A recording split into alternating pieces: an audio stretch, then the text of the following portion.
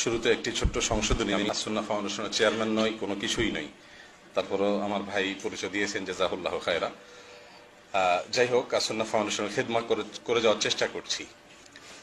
আর আজকে আসলে আমি একেবারে কোনো মুজামালা ছাড়াই, তাকাল্লুব ছাড়াই যদি বলি, ওয়াল্লাহি আমি শোনার জন্য এসেছি এবং আসার সময় পরিপূর্ণ নিয়ত যে আমি কিছু কথা শুনবো। কারণ যে টপিকে আজকে সেমিনারটি হচ্ছে, আমার বন্ধুবর আলী হাসান তৈয়ব ভাই চমৎকার করে তুলে ধরেছেন বিষয়টিকে, যে আসলে আজকের এই যুগে এরকম সেমিনার আমার মনে হয় বারবার হওয়া দরকার এবং বিভিন্ন স্পটে হওয়া দরকার। শুধু সেমিনার নয়, আমি একটি প্রস্তাব পেশ করতে চাই কর্তৃপক্ষের কাছে, বিশেষ করে আমাদের Sheikh doctor Saifullah Hafizullah, doctor Monjurullah Hafizullah সহ, ডক্টর জাকারিয়া হাফিজাউল্লাহ সহ অন্যান্য মাশায়েখ যারা আছেন তাদের কাছে, যে ভিন্ন মত পোষণকারীদের সাথে আমাদের পূর্বসূরীদের আচরণ কি ছিল এ বিষয়ে রীতিমতো এক বা একাধিক সিরিজ বই পুস্তক হওয়া দরকার এবং এগুলো আমাদের ভাইদের কাছে যাওয়া দরকার। কারণ এই ধরনের সেমিনারের আলোচনা বই পুস্তকের মতো এতটা প্রভাব ফেলবে বলে আমার মনে হয় না। অতএব এগুলোকে লিখিত বই আকারে, রীতিমতো সিরিজ আকারে যাওয়ার প্রয়োজন আছে বলে আমি মনে করি। বিধায় সেই দিকটা আমাদের খেয়াল করা উচিত। আলী হাসান তৈয়ব ভাই কিছু ব্যথার কথা বলেছেন, আর আপনারা অনেকেই জেনে থাকবেন যে অনলাইনে বিশেষ করে যে পরিমাণ আঘাত আমাকে সইতে হয়েছে, আমার মনে হয় বাংলা ভাষাভাষী আলেমদের ভিতরে সমসাময়িক যুগ, আমি তো বাচ্চা মানুষ, আলেমও না, তো তালেবের মানুষ, যে পরিমাণ আঘাত আমাকে করা হয়েছে, এত আঘাত আমার মনে হয় খুব কম সংখ্যক মানুষকে সইতে হয়েছে। যারা দাওয়াতি ময়দানে কাজ করেন তারা জেনে থাকবেন। শুধু একটাই অভিযোগ যে আমি দেওবন্দি, আমি জামাতি, আমি ইখওয়ানি, আমার আকীদা সহি নাই, আমার মানহাজ সহি নাই, এই সমস্ত কথা যারা বলেছেন তাদের কাছে বলেছি আশহাদু আল্লা ইলাহা ইল্লাল্লাহ ওয়া আশহাদু আন্না মুহাম্মাদার রাসূলুল্লাহ। তাদের কাছে বলেছি আমি আহলে সুন্নাত জামাতের আকীদা বিশ্বাস করি। তাদের কাছে বলেছি আমি আকীদাতুত তাহবী আমার আকীদার রেফারেন্স বুক। তাদের কাছে চিৎকার করে বলেছি, তারপরে বলে না আপনার আকীদা গন্ডগোল আছে। এখন আমার আকীদার গন্ডগোল আপনি কিভাবে আবিষ্কার করবেন?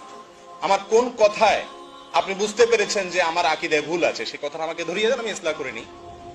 কিন্তু না, এই যে একের পর এক মানে জুলুম এবং অবিচার উলামায়ে কেরামের প্রতি এক শ্রেণীর আমাদের তথাকথিত দাওয়াতি ফিল্ডে কাজ করা ভাইয়েরা করে যাচ্ছেন, এ বিষয়ে আমাদের উলামায়ে কেরাম যতই নীরব থাকবেন, যতই চুপ থাকবেন, ততই পরিস্থিতি খারাপের দিকে যাবে। আলহামদুলিল্লাহ, ব্যক্তি আমাকে নিয়ে আমি ভাবি না, আপনারা খুব ভালো করে জেনে থাকবেন। আমি কখনো এগুলোর জবাব দেইও না, দেওয়ার চেষ্টাও করি না, শুধু শুনে যাচ্ছি এবং অনেক সময় আমি এটাকে এনজয় করি। কিন্তু ডক্টর আব্দুল্লাহ জাহাঙ্গীর রাহমাহুল্লাহর কথা আমাদের আলী হাসান তৈয়ব বলেছেন। স্যার একবার আমাকে বলেছেন, একেবারে সামনাসামনি বসেই স্যার বলেছেন, আমি একটা কাজ করছি, সেটা হলো প্রত্যেক ঘরানার ভেতরকার কিছু মতপার্থক্য আছে।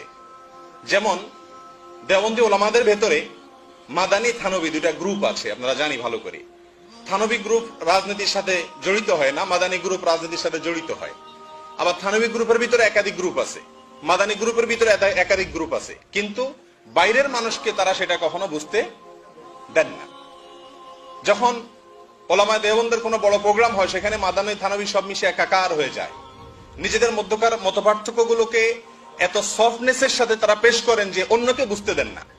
ঠিক তেমনি ভাবে আহলে হাদিস বা সালাফি ভাইদের ভেতরেও ভেতরকার মতপার্থক্য কি নাই? বহু মতপার্থক্য আছে।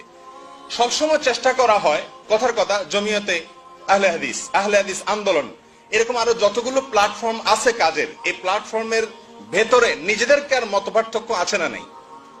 সেই মতপার্থক্য গুলোকে আমরা চেষ্টা করি যথাসম্ভব লুকাবার জন্য, মানুষ যেন না জানে। তো আব্দুল্লাহ জাহাঙ্গীর রাহমাহুল্লাহ বলেছেন যে আমি চেষ্টা করি এই প্ল্যাটফর্মটাকে একটু বড় করে দেখার জন্য, যে আমরা সবাই মুসলিম ভাই তো, অতএব আমাদের মতপার্থক্য যদি দেখে নাস্তিকরা হাসে, ইসলামের শত্রুরা হাসে এবং আমাদের মধ্যকার কাদা ছড়াছড়ি যদি নোংরামির পর্যায়ে চলে যায়, তাহলে তার ফলে অন্তত ইসলামের কোনো খেদমা হবে না। আজকাল কিছু ভাইয়েরা মনে করেন যে বিভিন্ন জনের চরিত্র হনন করা, মানুষকে বাজে ট্যাগ দেওয়া, বাজে মন্তব্য করা, হতে পারে তার কোনো মন্তব্যের সাথে, তার কোনো ফতোয়ার সাথে, তার কোনো বক্তব্যের সাথে আমি দ্বিমত পোষণ করি, কিন্তু তাকে আঘাত করা এটা যেন একটা দাওয়াতের সবচেয়ে বড় একটা সেক্টর, সবচেয়ে বড় একটা হাতিয়ার যেন। আজ আমাদের এই বিষয়গুলোতে কথা বলা অনেক বেশি দরকার। যাই হোক, সেজন্য আমার অনুরোধ থাকবে আমাদের মাশায়েখের কাছে যে আমাদের সালাফ তাদের মতপার্থক্যপূর্ণ বিষয়গুলোকে তারা কিভাবে দেখেছেন। ইমাম দাউদ আয-যাহিরি, তার মতো এরকম আরো বেশ কিছু মাশায়েখের নাম আমি বলতে পারি, তাদের এমন কিছু মত ছিল ফিকহি বিষয়, যেগুলো আজকের যুগে যদি তারা বলতেন, আমার মনে হয় পাথর মেরে তাদেরকে আমাদের এক ভাই, কিছু শ্রেণী ভাইরা মেরে ফেলত। যেমন ইমাম দাউদ আয-যাহিরির একটি মত হলো, নবী আলাইহিস সালাম বলেছেন, কোন মেয়েকে বিবাহের প্রস্তাব দিতে হলে তাকে দেখে নাও। প্রস্তাব দিয়েছো, বিয়ে করতে হলে তাকে দেখে নাও, এটা সুন্নাহ। যেহেতু দেখে নেওয়ার কথা বলেছেন, এজন্য তার মত হলো মেয়েকে মাথা থেকে পা পর্যন্ত বিবস্ত্র করে দেখা যায়। আপনি তাহকিক করুন।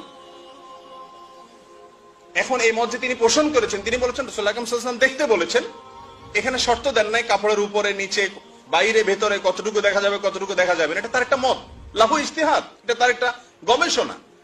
এটাকে দুনিয়াতে কেউ মানে নাই, কিন্তু তার এই মতের প্রতি অশ্রদ্ধা করে তাকে গালিগালাজ করা, তাকে ইহুদিদের দালাল বলা, খ্রিস্টানদের দালাল বলা, নানা রকমের কটু মন্তব্য করা, এর নজির আপনি তৎকালীন যুগে মাশায়েখদের মধ্য থেকে কয়জনের মধ্যে খুঁজে পাবেন? প্রিয় ভাইরা আমার, এই জন্য আমাদের পূর্বসূরীরা মতপার্থক্যপূর্ণ বিষয়গুলোকে কিভাবে ডিল করতেন, কিভাবে তারা সেগুলোকে নিতেন, আমাদের সে বিষয়ে রীতিমতো বই পুস্তক দরকার, আরো বেশি বেশি আলোচনা করা দরকার। আমি আসলে আলোচনা শুনতে আসছি, তারপর অনেক কথা বলে ফেলেছি। আল্লাহ সুবহানাহু ওয়া তাআলা আমাকে মাফ করুন, আমাদের মাশায়েখদের ইলম দ্বারা আরো বেশি আমাদেরকে উপকৃত হওয়ার তৌফিক দান করুন। হাযা ওয়া সাল্লি ওয়া সাল্লিম আলা নবিয়িনা মুহাম্মদ ওয়া জাযাকুমুল্লাহু খায়রান।